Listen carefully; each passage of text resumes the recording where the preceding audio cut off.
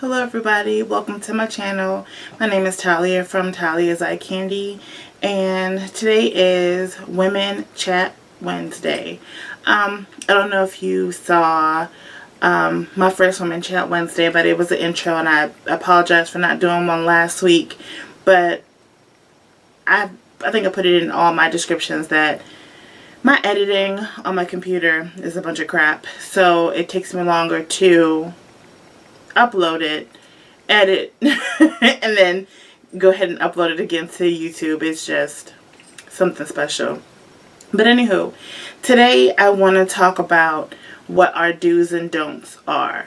And it was, I got inspired by wanting to do this video based on an article I read in one of the fashion magazines.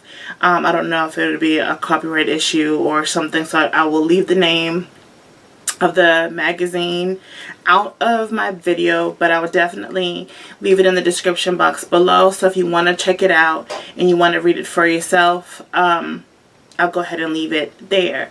But it's about our do's and our don'ts and what we're willing to accept and not accept.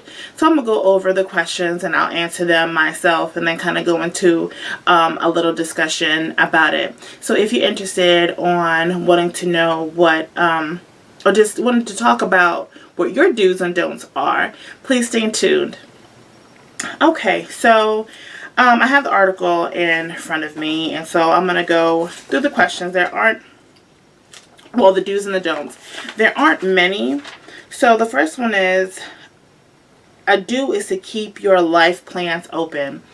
It's very good to never be so narrow-minded or always feel like you have to stick to a particular plan, because, you know, if you've never heard, then when you plan, God laughs. Only He has complete control of what's going to happen, and however your life is going to end up becoming, it's already written. You're just going to have to go with the flow. There's going to be times where things are definitely not going to go according to plan. And I am a witness to that. You know, you can plan, you can want, but if it's not meant for you to go within that route, it's not going to go that way. And then you have to find some way to accept it and just be okay with it and learn how to maneuver. The next one is, don't let a little rejection scare you off. It's very hard. It's very scary. Nobody wants to be rejected. And that's with everything. That's with a job. That's with, you know, relationships, friendships, whatever have you. Nobody wants to be rejected. I know as women, we have a tendency on, you know, getting depressed, falling back, not wanting to talk about what really, you know, what really bothers us and confront things because we're afraid of rejection. And it's okay. It's a part of life. You're going to hear a no here and there. I personally just had, you know, a discussion with my husband about, you know, making some differences and changes as far as careers and stuff like that and my reasons. But at the end of the day, if you really want to do something, don't let anyone or anything talk you down. And as women, we have a tendency in doing that, or feeling like we have to conform to whatever it is to appease our family, you know, and that's not healthy either. If we're not happy as a whole, we can't take care of nobody else, and we can't be any good for anybody else. So we definitely have to make sure that we need to do what we have to do for us in order to do something for someone else. I hope that makes sense. The next one is, do pledge your commitment foremost.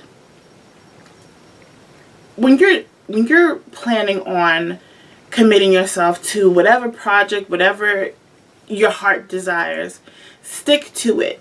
Again, it's going to be hard to stick to something that you see like, okay, it's not going according to plan.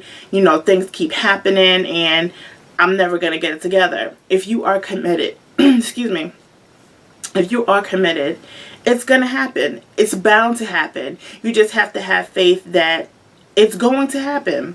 I'm a woman of faith, so, you know, whenever I'm talking about, you know, making things happen, you have to give it to God. You definitely have to give it to Him, because if you don't, there really is no way around it, and you'll come to find out that without Him, it's definitely going to be a harder path for you.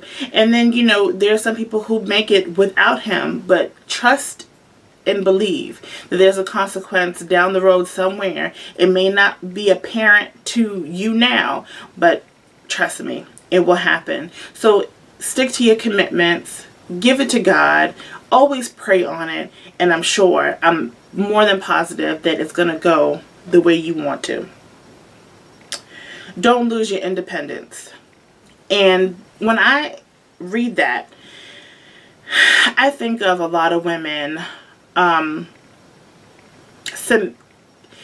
submitting to a point to maybe their significant others and having that he has to, or she, or he, whatever, whoever your significant other is, you feel like you have to follow behind them, let them lead, and you have no say-so in anything. I'm not a believer in that. I am a wife. I do believe that there's some form of submission, but I don't ever lose my independence. Who I am as an individual, I stand strong, I stand firm. So as a woman, you should always stand strong, stand firm in who you are. And you want to go to school, go to school. You want to become a chef, do that. Do the things that you want to do. Yes, communicate. Always have your significant others back, but always have your own entity. Be independent. It's okay. And if your person has an issue with that, then maybe it's that time to reevaluate who you may need to be with. Just saying. I mean, that's the harsh reality. You have to have some form of independence regardless of who you're with. Okay, the next one is, do know what works for your kid. It says, I feel strange addressing work-life balance because I think most people do not have a choice. Both parents need to work. So for me, the guilt is I do not need to be working. When it comes down to raising a family and working and, trying to find that balance, I wouldn't listen to everybody. Do what works best for you in your family. Everybody's different. My scenario is different from, Joanne or Sue or whoever else. It's going to be different. So, and it's okay.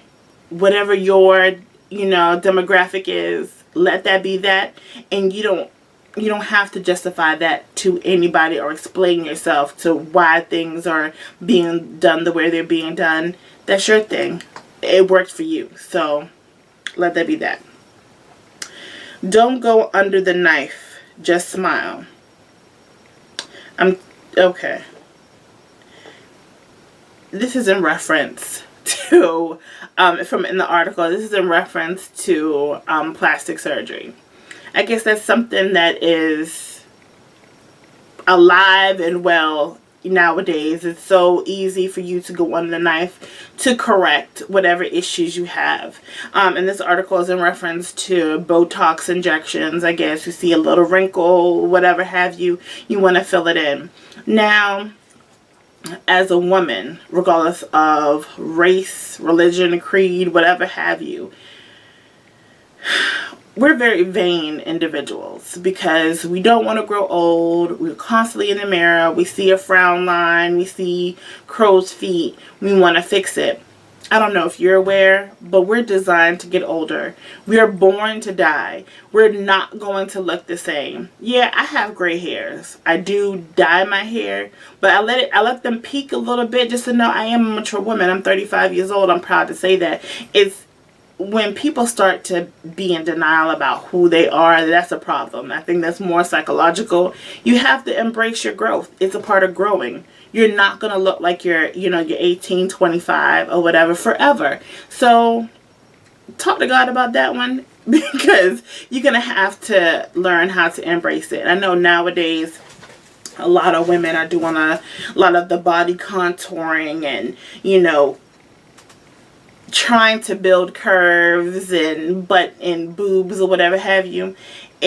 My opinion, if God didn't give it to you, then again, stop self-hating and figure out figure out to be happy with what you already have. I'm a plus size woman. Do I like being plus size, fat, chubby, chunky, whatever have you? Absolutely not. But the only way I'm going to fix it is by, 1, eating correctly, 2, exercise. That's it. I would like to, chop stuff off to get an instant fix, but that is not going to help it. It's not going to help my mental. I'm still going to have whatever issues I have to why I overeat because, for what I've always been heavy set, but I'm an emotional eater.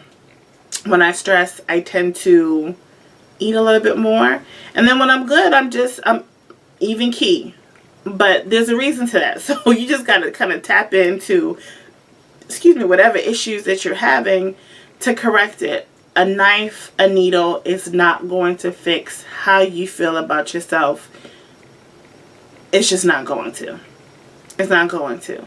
I hope that people realize that they're going to get old. So I don't know how the butt injections, the fat transfers, the tummy tucks, the faceless, and I have seen on TV, I don't know anybody personally who has done this, but you look ridiculous.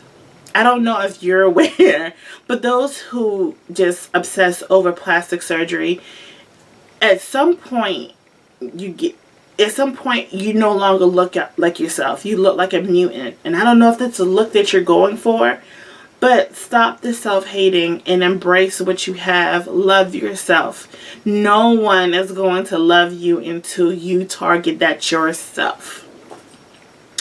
Enough about that rant. Because it's just like, I see it nowadays that, us all over the TV, get this big butt, get, these curves. I'm naturally curvy.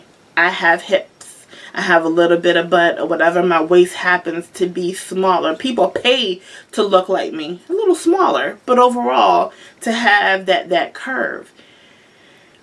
But we're all meant to look different. We're all meant to look different, so why not be happy with that? Just saying. Do make your friends a priority. I'm on the fence with that. You'll have your close girlfriends or whatever. I don't call everybody my friend. And it's an issue because it's with women, we have a tendency on being backbiters, jealous, and, we're just so cutthroat. And it's very, very hard to be real close to people when people have the tendency on doing that. I'm sorry if I'm fidgeting. I move around a lot. But the ones that you hold dear to you, and you know who your true friends are, yes, make them a priority. Don't make people the priority that you're trying to get attention from and you're trying to get seen by them, because it's not going to be productive. You're going to do a whole lot more to try to keep that friendship than they will even think twice about you. I hope that there are a lot of young ladies who are watching this.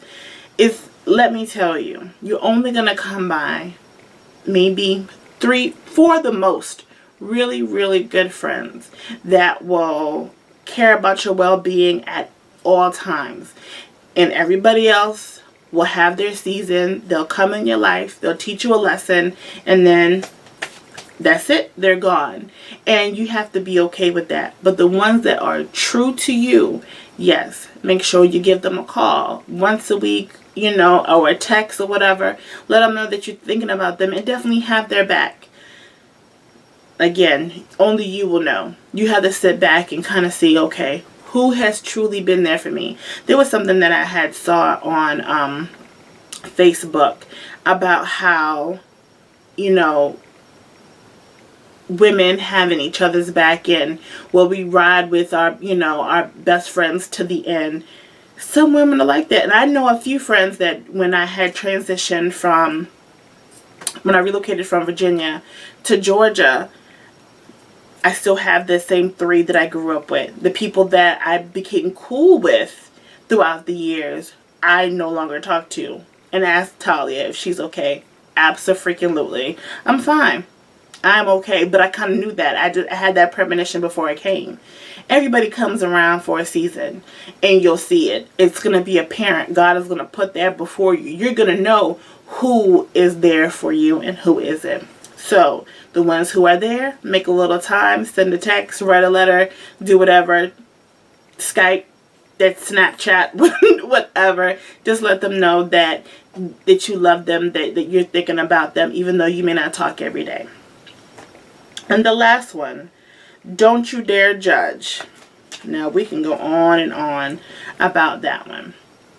Your story isn't my story. I can't tell you how to run your life. Lord knows you can't tell me how to run mine. Whatever happened to you, whether good or bad, I don't have that power to judge you. We all have our preferences. We all have our dislikes or whatever have you. But I am not that one to sit here and ridicule you for your past, because Lord knows I have my own. And we shouldn't do that to each other.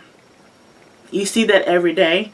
It's blasted on the news. Every day there's some form of judgment, whether it's black people, whether it's white people, where Lord knows the president, Jesus, that man catches hell on a regular basis because everybody has their views on their opinions, and they want to just nail him to the cross.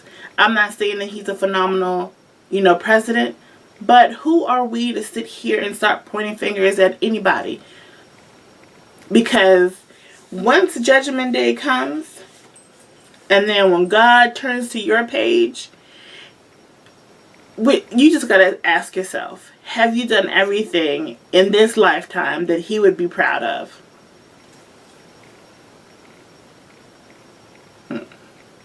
Self-included.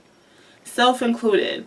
So, ladies, we can't continue to point fingers at one another when we have tons and tons of skeletons jumping out of our closet. We can't, talk about women, what they have, what they don't have, what would make them look better, and do a lot of backbiting. We should uplift one another instead of bringing each other down. Everybody has their own story. We're not meant to do that. We shouldn't want to do that. We should definitely want to uplift one another, make each other strong, encourage one another, not, try to bring each other down. So I hope that this chat today kind of opens your eyes to how we should treat each other, and the things that we should accept and the things that we shouldn't, and how we want to plan our lives and where we fit in other people's lives. And just think a little bit. Just think a little bit. It's okay to to be a strong woman, to stand firm, to say no, to not accept every little thing. It just isn't okay. And then, I will say this, being a woman of color, I'm not about like the stigmas and the stereotypes that we have, and we only baby mamas or whatever have you. We can't be wives or, things of that nature. We have to break the chains now. The only ones who can do that are us. So, just food for thought. I hope that you enjoyed this video. If you liked it, give it a thumbs up. Leave a comment down below. If you didn't like it, if you thought there was something that I could change, let me know.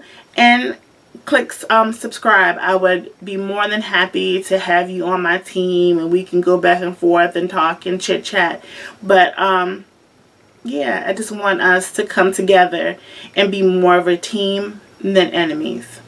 So happy holidays. I'm pretty sure that I won't have another video up to, well, it is 2 o'clock in the morning here in the state of Georgia, and it's officially Christmas Eve. I want to send blessings to you and your family. I am not Jewish. I am Kwanzaa. But if you celebrate those holidays, may God be with you. Enjoy your family. Also remember that this is the time that we have to reflect on our families. It's not so much of the gift giving. We should give to each other all year round, not materialistically, but to always have one another's back. If your family is kind of just spread out and you really don't talk to them, kind of figure out, be that link that gets the stuff, you know, to get the things going to where you guys can get reconnected, because, you know, tomorrow isn't guaranteed, and you don't want anyone to leave this earth without saying you love them and how much they meant to you. So just keep that in mind. It's the time to reflect, a time to be thankful, and to know that it isn't all about the material things. So happy holidays to you.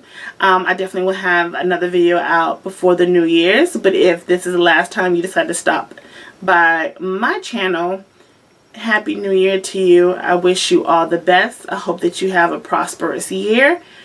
Thank you again for stopping by. Give it a thumbs up, leave a comment, and subscribe. Many blessings to you all.